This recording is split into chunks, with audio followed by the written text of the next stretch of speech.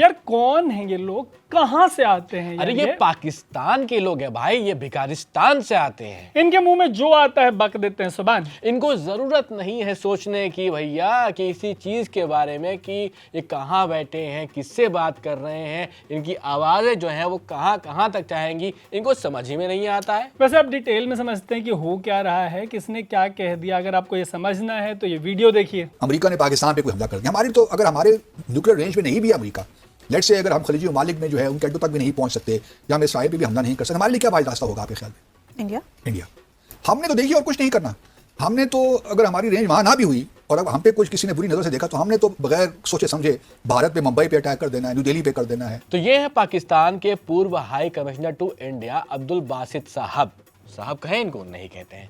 इन्होंने waste Asia crisis के बीच में इंडिया को जो है वो धमकी दे। अब इनकी ये औकात के इंडिया को ये धमकी देंगे, क्रैक हो गए हैं ये लोग। कह रहे हैं कि अगर अमेरिका पाकिस्तान पर हमला करता है तो रावलपिंडी के जो आसिम मुनीर है वो मुंबई, और अमेरिका हमला करेगा या मुंबई और नई दिल्ली पे हमला कर देंगे। भाई अगर पाकिस्तान के मिसाइल्स मिडिल ईस्ट तक नहीं पहुंच पाते तो इसमें हमारा क्या फॉल्ट है? तो ये इनकी मिसाइल रावलपिंडी से कराची तक ना पहुंच पाए, कहाँ ये दूर दूर की बातें करने लगे। दूर दूर की बात इसलिए हो रही है क्योंकि अमेरिका की director of national intelligence Tulsi Gabbard ने 2026 की एक एनुअल थ्रेट असेसमेंट की एक रिपोर्ट आई है, उसमें जो कहा है वो आपको सुनना चाहिए। However, the intelligence community assesses that Russia, China, North Korea, Iran, and Pakistan have been researching and developing an array of novel, advanced, or traditional missile delivery systems with nuclear and conventional payloads that put our homeland within range. देखिए तुलसी कह रही हैं उनके हिसाब से पाकिस्तान का long range ballistic missile programme future में इतना डेवलप हो सकता है कि इंटरकॉन्टिनेंटल बैलिस्टिक मिसाइल जिसे कहते हैं ICBMs वो बना रहा है, उसकी जो प्रोसेस है वो शुरू हो चुकी। कहा यह जा रहा है कि अमेरिका तक पहुंचने की पावर हो सकती है इसके अंदर।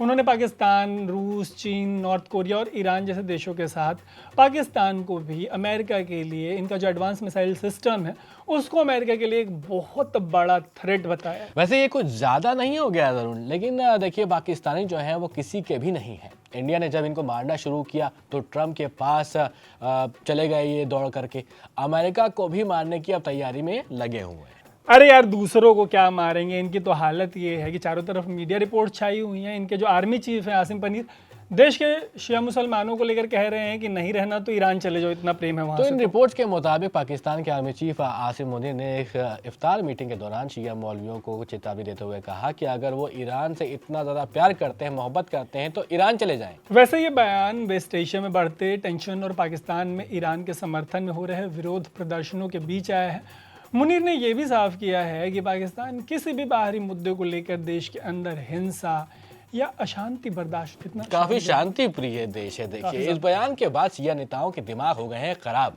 वो तो उधर वालों के पहले ही खराब हैं, मतलब पाकिस्तानियों के। जो सपाट शिया नेताओं ने इस बात को काफी अपमानजनक बताया है और सेना पर पक्षपात करने का आरोप भी लगा दिया। अरे ये है ही पक्षपाती, बड़ी बड़ी बातें करवा लीजिए इनसे। कह रहे हैं इंडिया पे बम मार देंगे। इनके खुद के मंत्री हैं मोहसिन नकवी, उन्होंने अवाम के सामने ये बात कबूल की है और बताया कि पाकिस्तानी आर्मी चीफ आसिम मुनीर ने सऊदी के एक डेलीगेशन से कहा था कि भारत एक चमचमाती हुई मर्सिडीज कार है और इनका देश पत्थरों से, बजरी से, ईट रोडी, बदरपुर से भरा हुआ डंपर का एक ट्रक। सोचिए अगर ये मर्सिडीज हमसे टकराएगी तो क्या होगा। ये पाकिस्तानियों का कहना है कि डंपर ट्रक अगर भारत से टकरा गया तो क्या होगा। अरे क्या ही गधे लोग हैं भाई। वैसे एक रिपोर्ट में ये भी था कि पाकिस्तान के आर्मी चीफ आसिम मुनीर ने अमेरिका के फ्लोरिडा के दौरे पर जो है एक कंट्रोवर्शियल स्टेटमेंट दिया था। तो उन्होंने कहा कि भारत से पाकिस्तान के एग्जिस्टेंस को अगर खतरा होता है तो वो न्यूक्लियर वेपन्स का इस्तेमाल कर सकते हैं, कुछ नई बात नहीं करते।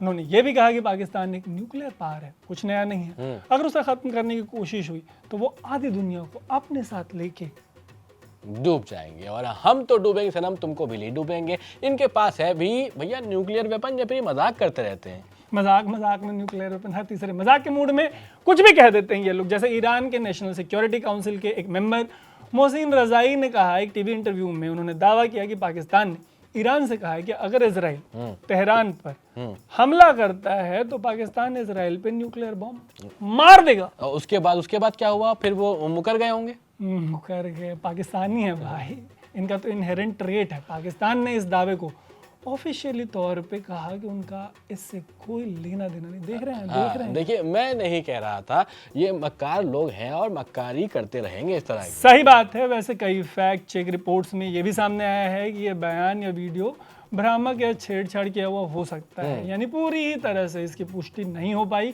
और इसमें गलत जानकारी होने की भी पॉसिबिलिटी जो है वो जताई। अरे ये भिखमंगे लोग हैं, बातें बड़ी बड़ी करते हैं। जैसे इनके प्रधानमंत्री शहबाज शरीफ कह रहे हैं कि भैया पाकिस्तान के सहयोगी जो देश हैं, अब उनसे वो पाकिस्तान भीख का कटोरा लेकर मांगने नहीं जाएगा, बल्कि अब वो बराबरी करना चाहते हैं, आज उनके जो लेवल पर आगे की बात करना चाहते हैं।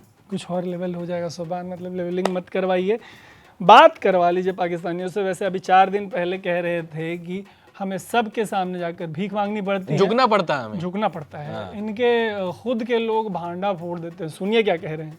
जरा अपनी औकात अरबियों की नजर में झांक के देखो। 400 अरब डॉलर का पूरा सरमाया फराहम किया इंडिया को और तुम्हें दिए 4 अरब डॉलर का कि इस्तेमाल ना करना, सूद भी दो। तो ये है पाकिस्तान के सेनेटर फैसल रजा आबदी, कह रहे हैं कि भैया सऊदी अरब की जो है वो भारत में भारी इन्वेस्टमेंट करता जाता है, लगभग 400 बिलियन डॉलर्स, जबकि पाकिस्तान को सिर्फ 4 बिलियन डॉलर्स का कर्ज देता है। बताइए, ये भी कोई बात हुई? और पाकिस्तानियों के सपने देख लीजिए। इनका सपना है इंडिया से बराबरी का, अरब कंट्रीज से इनको वही इज्जत चाहिए जो इंडिया को मिलती है। ये कौन से ख्वाब में डूबे हुए हैं, समझ नहीं आता। इन पाकिस्तानियों के हालात पर कमेंट जरूर करिएगा। फिलहाल के लिए इस वीडियो में इतना ही। मेरा नाम है तरुण, मेरा नाम है साबान और आप देख रहे थे द न्यूज़ लॉन्ड्री।